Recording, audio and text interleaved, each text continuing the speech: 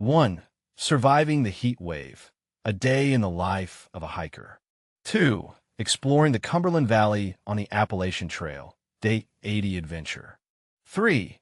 Adventures in hiking, heat, slackpacking, and exploring West Point. 1. Surviving the heat wave. A day in the life of a hiker. This evening's heat surpasses even the hottest islands. It's truly relentless. But here's where it gets interesting. Today, I ended up sleeping in until 10 a.m., mainly because yesterday's near miss with heat exhaustion knocked me out completely. Even though I've been trying to take it easy all week, I've learned that recovery doesn't mean much in such extreme temperatures. So, I'm really grateful we're taking the day off to rest. I know that heat waves like this will come around again. Hopefully by then, I'll be further north where it's cooler. After trying to hydrate and feel somewhat normal again, Grandpa kindly offered to drive us downtown since he was headed that way anyway. During the ride, I had the chance to meet No Class, a section hiker who was wrapping up his trek at Fort Montgomery. Honestly, I can't blame him for stopping. This month's conditions have been brutal. Just endless rain, suddenly interrupted by this unexpected scorching heat wave. We swung by the post office to pick up some packages for Perfect Day, who had sent a bounce box, then headed to Chestnut Mart nearby. The shopkeeper was very kind. As I ordered my coffee, he slipped us some expired sweets he couldn't sell anymore, but told us we could take them. I knew those treats probably wouldn't cause any harm. Thanks to all the preservatives, they've got a good shelf life. So we grabbed a few. Next up was a visit to American Burrito. Perfect Day opted for a fish taco, while I chose a brisket one. Honestly, I was a bit envious. The brisket's richness created a dense flavor block in my mouth, but her fish taco was bursting with acidity, which really enhanced the overall taste. After that, she headed to Dunkin', and I stopped at a nearby ice cream spot. Then we took our slow time, heading back to the room. Even though we're in town, this heat wave is intense. Definitely makes me pine for the cooler days in New England. If I'm honest, I really miss the North right now. One surprise I hadn't noticed before was how close we were to West Point, until I saw a bunch of soldiers in Army uniforms nearby. Looks like they also got the day off due to the heat. I treated myself to a root beer float, then settled into the room, aiming not only to rest, but also to get some work done. That new keyboard really comes in handy, typing away comfortably right here in the hotel without needing a library or quiet space. Although, I won't lie, my phone still distracts me endlessly. But overall, I managed to knock out a lot of blog work, which felt really good. Later, we picked up some deep from a gas station and caught up with No Class. He kindly let us go through his old bear canister and even take his fuel can, which is perfect because who wants to lug hiker food or fuel home? That just doesn't make sense. We then ordered some Uber Eats and spent a lazy evening cooling off in the air conditioning. Tomorrow, the heat should still be here, but hopefully by a few degrees less. And then, the day after that, the temperature is expected to drop by about 30 degrees. So I'm keeping my fingers crossed that with more electrolytes and a bit more care, I'll be better prepared to handle the heat. Here's hoping for a cooler, safer day ahead. Title lyrics from Paragua in the Heights. Affiliate disclosure. This website may include links that earn the trek a small commission if you make a purchase through them. The cost to you remains the same, and your support helps us keep providing quality backpacking insights and advice. Thanks for helping us keep this resource alive. To learn more, visit the About This site page.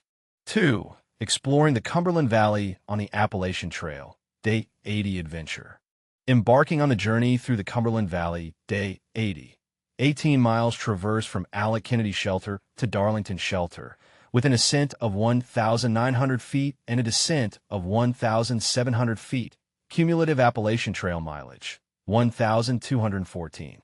The unexpected hitch. Imagine this. Your tent pole snaps at a critical point, rendering it useless, and you're in the middle of nowhere. When I experienced this unwelcome surprise, I made my way to the Alec Kennedy Shelter. To my delight, I found Pop-Tart there, who had been settled in for 3 nights and 2 full days. I playfully advised him that he had earned his Vortex patch for lingering there so long. Regrettably, my grand plan to conquer all of Pennsylvania in one go is now dashed. A mishap on a rocky stretch, affectionately called the roller coaster, combined with hurrying to escape an impending storm, has set me back by a couple of days. Time to move ahead. In just a few days, Knockers will rejoin the trail, and we plan to leapfrog ahead to the point where we halted our previous attempt to tackle the Appalachian Trail last year, which culminates in Great Barrington, Massachusetts. Our journey began in Pawling, New York, and we successfully navigated through Connecticut before Knockers suffered a wrist fracture after a fall. Thus, a segment of Pennsylvania, New York, and New Jersey awaits my return to complete those parts. Once we skip ahead, I will adjust my total at mileage indicators to reflect a northbound hiker's perspective. Setting out, I hit the trail around 6 a.m. this morning, greeted by a misty and humid atmosphere. Last night's intermittent rain left the air thick.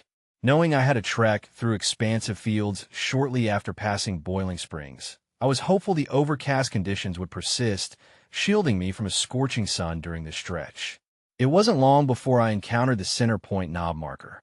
There's a fascinating history tied to this landmark, which you can learn about on the Green Tunnel podcast. Interestingly, I believe the original marker is preserved at the Appalachian Trail Museum after having vanished for quite a while. As I continued my trek, I noticed several indentations in the forest floor, likely remnants of charcoal pits left from historical iron production activities. Venturing into the valley. Yesterday, about 4 miles from Boiling Springs, I was already catching the distant sound of a train whistle. As I approached Boiling Springs, it became increasingly loud. I had seen discussions on the Far app about how noisy the trains could be near one campsite by Boiling Springs.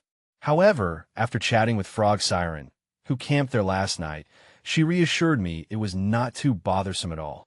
A little while later, I found myself in the fields when I realized I had strayed off the marked trail. Lost in my planning on my phone, I had missed a turn and had to retrace my steps to get back on track. First stop, town. Boiling Springs is an absolutely charming little town that the trail passes through. Eagerly, I headed toward a restaurant/deli. As I strolled through the village, I spotted some construction workers and kindly borrowed a pair of pliers, which enabled me to make a temporary fix on my tent pole, though I remained skeptical about its durability. At the cafe, I ran into Heisenberg, someone I had hiked with the day before. We decided to share a meal together. I savored a delightful omelet breakfast that was surprisingly affordable, especially in such a trendy town. The coffee was simply fabulous, dark and rich. I'm sure the quality was amplified by the fact that I hadn't enjoyed a hot cup in quite some time. Into the open fields. After breakfast, Heisenberg and I continued hiking together for a while. It felt wonderful to exchange conversation after so many miles spent in solitude. This section of the trail was predominantly flat. While some hikers may find such terrain mundane, I found the change refreshing, a welcome contrast to the challenging paths I had traversed over the preceding 1,000 miles. As we reached Lilburn Road, we encountered fire trucks responding to a fallen line. Thankfully, it turned out to be just a telephone line, not a power line. There was a parking area nearby where a young couple was car camping. They generously offered us some trail magic, which was a pleasant surprise. In little more than 3 hours, I had trekked over 7 miles. As Heisenberg and I hiked together, my momentum was bolstered by his company. Eventually, we parted ways, and I crossed paths with Frog Siren and her son, Firefly, who I had been seeing frequently over the past several days. Do I have to leave? Walking through the idyllic fields and viewing the historic farmhouses and barns was pure joy. I passed a massive old house that caught my eye. Just beyond it lay a quaint graveyard among the trees, with several headstones dating back to the early 1800s.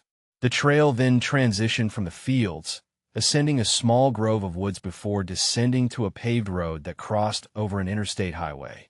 I had envisioned this very road countless times while preparing for this journey. It's surreal to finally be here. As the thought of tomorrow being my last day on the trail hit me, I felt a wave of melancholy wash over me. I had made arrangements for a pickup tomorrow, so I could rendezvous with Knockers later in the week. Sweet treats await. Emerging from the fields brought me to a paved road with an enticing roadside stand, an Amish farm selling fresh produce. I stopped to indulge in a homemade raspberry ice cream, a treat well known among hikers. This was the real deal, made rich with genuine cream. In the distance, the mountains I still need to conquer loomed invitingly. Simultaneously, I could see the peaks we had just traversed earlier in the day. Though I had quite a distance to traverse through the valley before reaching those mountains, I thoroughly relished this segment of the Appalachian Trail. Crossing the river and through the woods, the trail led me back into a wooded area that embraced the Conedogget Creek. This creek was impressively broad, measuring at least 75 feet across with a robust current, large enough to easily be considered a river nearly anywhere else. As the sun broke through the clouds, I found comfort nestled in the shade of the trees, grateful for the overcast conditions that kept me from overheating during the day's field trek. During my hike, I took a well-earned break to enjoy a wedge of sharp white Amish cheddar cheese that I picked up from the deli a few days back. The cheese was delectably creamy, a world apart from mass-produced varieties. Suddenly, I caught the ominous rumbling of an approaching storm and realized I might reach the shelter before the rain hit. After the past two experiences of trying to outrun storms, I promised myself I would not repeat that mistake. Those escapes had left my legs in shambles, so instead, I resolved to place my faith in the universe and trust the outcome as lightning flickered ominously around me. Soon, I set foot on the steep ascent through the forest leading to the mountains on the opposite side of the Cumberland Valley. Although it was only a mile and a half to the shelter, the climb proved challenging, especially after a day of walking on the flat. Upon nearing my destination, I was rewarded with a fantastic view back across the valley to the mountains we had left earlier. I managed to reach the shelter just before the storm broke, setting up for what would be my final night on the trail for now. 3. Adventures in hiking. Heat, slackpacking, and exploring West Point. Heat, slackpacking, and West Point, the trek. Hiking, a journey of surprises. Daily hikes often take unexpected turns, influenced by factors like weather changes, equipment failures, and the inevitable soreness that comes with long treks. In the 9 days since my last update on July 5th, our plans have shifted significantly. Yet, despite these alterations, we have covered considerable distances, enjoyed our time, and made progress, albeit not in the way we initially envisioned. The generosity of friends. After a slack-packing adventure for the Delaware Water Gap back to Wind Gap, Pennsylvania, we embarked on a full-pack hike into New Jersey on July 7th. This 24-mile trek took us over 12 hours, leading us to Brink Road Shelter Well after 8 p.m. The terrain was diverse, but the combination of heat and the weight of our full packs left us exhausted. As I settled into the shelter, I was greeted by a swarm of mosquitoes, a reminder that I should have bought that netting during my last visit home. Despite our fatigue, we were fortunate to encounter a trail angel named Uncle Charlie, who is the uncle of a friend from Gettysburg. He graciously hosted us for a near zero day, and assisted us with 3 slack-packing trips through New Jersey. The oppressive heat and humidity were challenging, but they became manageable when our packs were significantly lighter, and we knew we could return to a refreshing shower and a hearty meal. Based near Port Jervis, New York, Charlie navigated the backroads of New Jersey, New York, and Pennsylvania, helping us complete the Appalachian Trail section in the Garden State. It was also fascinating to hear about his previous work in trail maintenance and improvements in New York. Both Central and I were pleasantly surprised by New Jersey's scenic beauty, despite its rocky terrain. We were lucky to hike part of the trail on July 7th alongside Stephen, a privacy and data security expert who has caught the hiking bug. Thank you for capturing those memorable photos of the bear and the 1,300-mile marker, Stephen, entering New York. On July 11th, we crossed into New York. One of the most striking features of the New York section of the AT is the unique experience of climbing rock ledges amidst the forest. Initially, I found it exhilarating to navigate the boulders and granite ridgelines, but it soon became tiring and significantly slowed our pace. That evening, we reached Wildcat Shelter, rejuvenated by a delicious ice cream treat from Bellevale Farms Creamery, located just 2 miles before the shelter. On July 12th, we covered over 12 miles, staying at Wildcat Shelter, a charming stone structure that unfortunately lacked both water and a privy. Fortunately, both amenities were available at a nearby state park, just over a mile down the trail. We shared the shelter with two fellow hikers, Buttoned Up and Artist.